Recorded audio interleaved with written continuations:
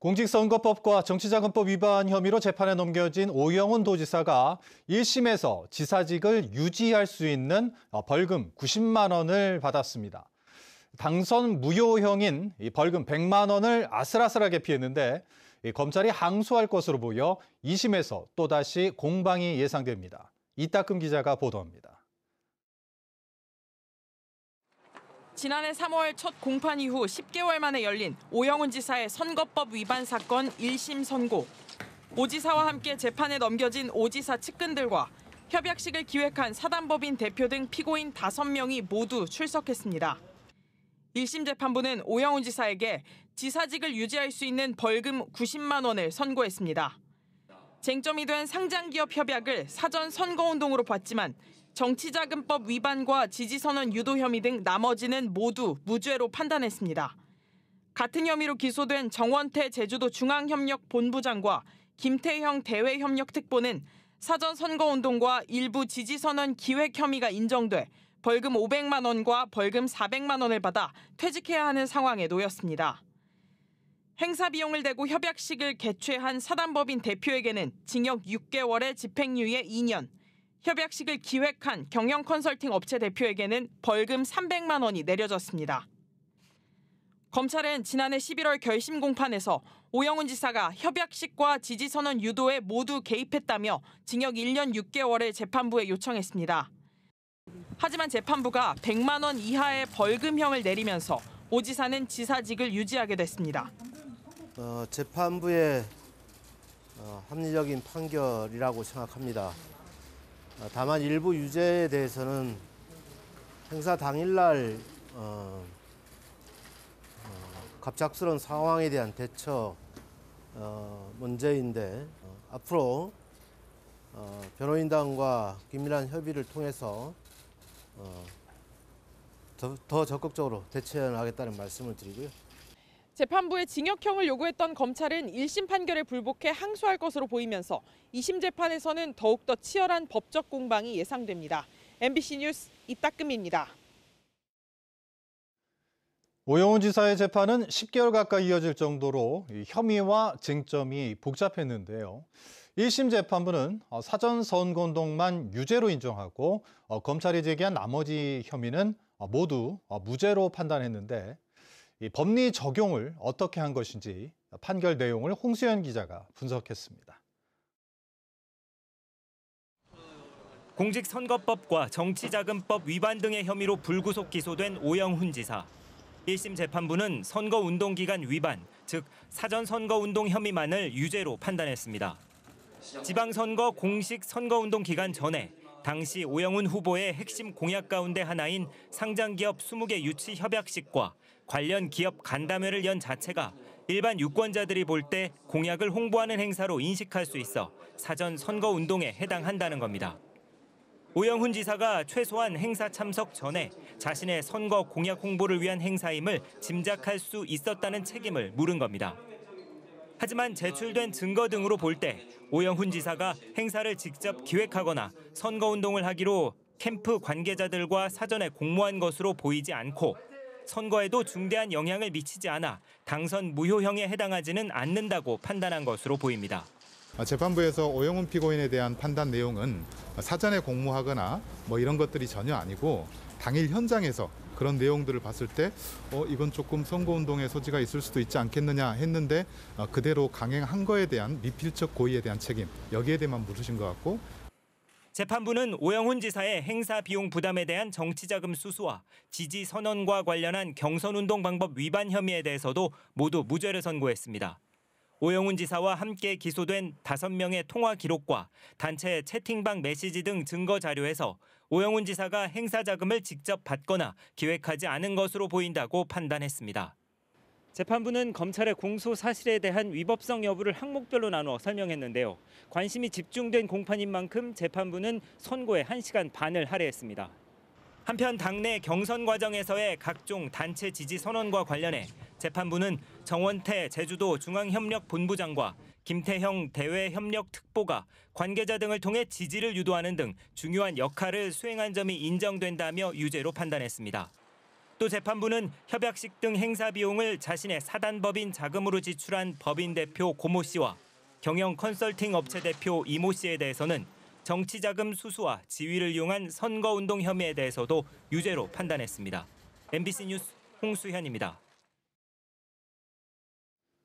오영훈 지사 판결에 대해 민주당 국회의원들이 검찰의 무리한 기소를 비판했습니다. 더불어민주당 송재호 의원은 오영훈 지사에 대한 법원의 판결을 존중한다며 검찰의 무리한 기소로 제주도민들이 혼란을 겪어야 했다고 밝혔습니다. 위성권 의원도 징역형을 구형한 검찰의 무리한 기소였다며 도정의 연속성이 보장될 수 있어 다행이라고 말했습니다. 김한교 의원은 검찰의 무리한 기소가 아쉬운 판결로 이어졌다며 일부 유죄 판단이 나온 것은 유감이라고 밝혔습니다.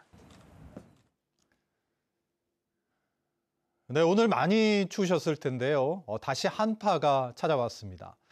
서귀포를 제외한 전 지역의 체감 온도가 영하권으로 떨어졌고 산지에는 대설주의보가 내려졌는데요. 내일도 오늘만큼 춥겠고 오후부터는 해안에도 눈이 쌓이겠습니다. 김하은 기자입니다. 눈발이 날리는 도로 위로 제설 차량이 지나갑니다. 대설주의보가 내려진 한라산에는 30cm 넘는 눈이 내렸습니다. 산지에는 많은 눈이 내리면서 이곳 천백도로는 어승생 삼거리부터 차량 진입이 통제됐습니다. 산간도로를 지나가려던 관광객들은 입구에 차를 세우고 산길을 올랐습니다. 여기 오니까 통제 중이어가지고 차 앞에다 세워놓고 걸어갔다 왔어요. 여기서 보는 거랑 확실히 좀 다르게 좀 나뭇잎들에 눈이 많이 쌓여 있더라고요. 제주도 전역에는 강풍주의보까지 내려져 체감 온도를 더 끌어내렸습니다. 오늘 낮 최고 기온은 제주가 2.6도, 고산 2.2도로 평년보다 4에서 6도가량 낮았는데 강한 바람으로 서귀포를 제외한 나머지 지역의 체감 온도는 모두 영하로 떨어졌습니다. 제주시 넘어오니까 눈도 내리고 바람도 너무 많이 불고 해서 좀 많이 당황했어요. 이런 추위 정말 오랜만이에요. 제주공항에도 급변풍과 강풍 경보가 내려진 가운데 군산과 여수 등 다른 지역 공항의 폭설로 항공기 10여 편이 결항됐고 100여 편이 지연 운항했습니다. 제주 앞바다에도 풍랑특보가 내려져 제주를 오가는 3개 항로의 여객선 5척의 운항이 중단됐습니다. 기상청은 산지의 눈과 해안 지역의 한파가 모레까지 계속될 것으로 내다봤습니다.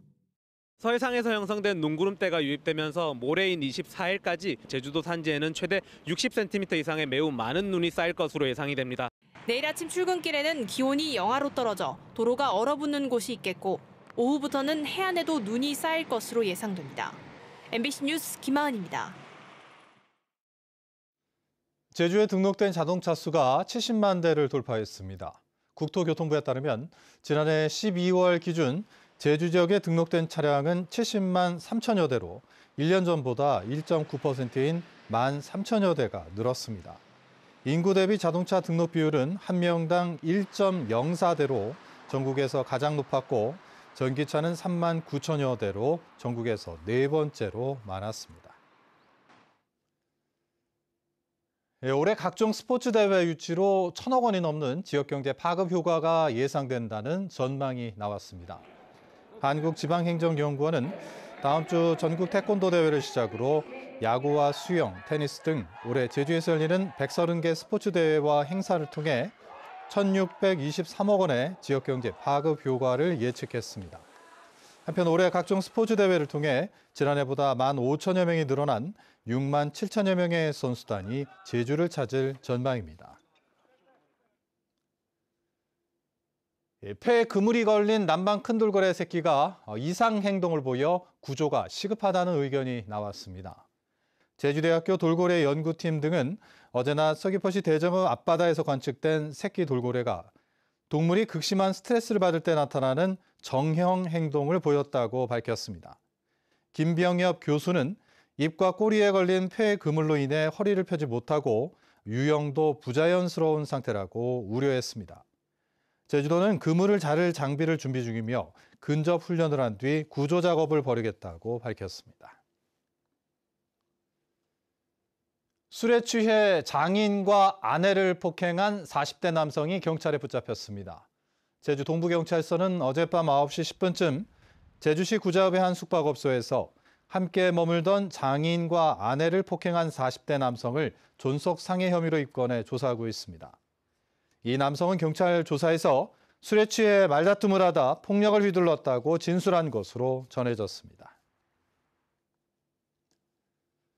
서귀포시가 올해 유해 야생동물 대리포획단 26명을 운영합니다. 대리포획단은 한라산 둘레길 등에서 멧돼지가 발견되거나 농작물 피해 신고가 접수되면 포획 활동에 나서게 됩니다. 서귀포시 유해 야생동물 대리포획단은 지난해 멧돼지 96마리와 까마귀와 까치 5,400여 마리를 포획했습니다.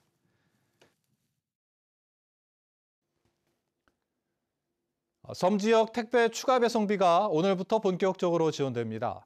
해양수산부는 요금 부담을 줄이기 위해 제주를 비롯한 섬 주민을 대상으로 택배 추가 배송비를 연중 지원하기로 했습니다. 추가 배송비 지원은 1인당 연간 최대 40만 원이며 읍면동 행정복지센터에 신청서와 택배 이용 증빙 자료를 제출하면 됩니다.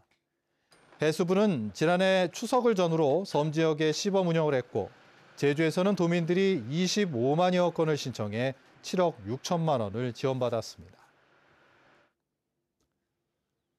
전국 공무원노조 서귀포시 지부는 상반기 정기 인사에 대한 논평을 내고 과거로의 회계이자 혁신은 없고 주변 챙기기에만 바쁜 인사였다며 비판했습니다. 이들은 인사권자 주변의 공로 인사로 조직 안정화는 물론 활력을 불어넣지 못했고 승진하는 자리에서 승진하는 공식으로 공직자의 줄서기가 절정에 달했다고 주장했습니다. 여성 긴급전화에 가정폭력 상담이 가장 많은 것으로 나타났습니다. 여성 긴급전화 1366 제주센터에 따르면 지난해 전체 상담 11,000건 가운데 가정폭력이 8,600여 건으로 78%를 차지했습니다. 가정폭력 상담은 재작년 7,900여 건에서 8% 늘었고 이어 성폭력 피해 상담이 260여 건, 성매매 피해 상담 150여 건 등입니다. 한편 가정폭력 등 상담을 통해 확인된 피해자 270명에게는 의료비가 지원됐습니다. 이사철을 앞두고 가스 안전 사고에 주의가 필요합니다. 제주 소방안전본부에 따르면 최근 5년 동안 도내에서 발생한 가스 안전 사고는 28건으로 이 가운데 18%가 전통 이사철인 신구간이 있는 1월에 발생했습니다. 뉴스데스크 제주 마칩니다. 시청해주신 여러분 고맙습니다.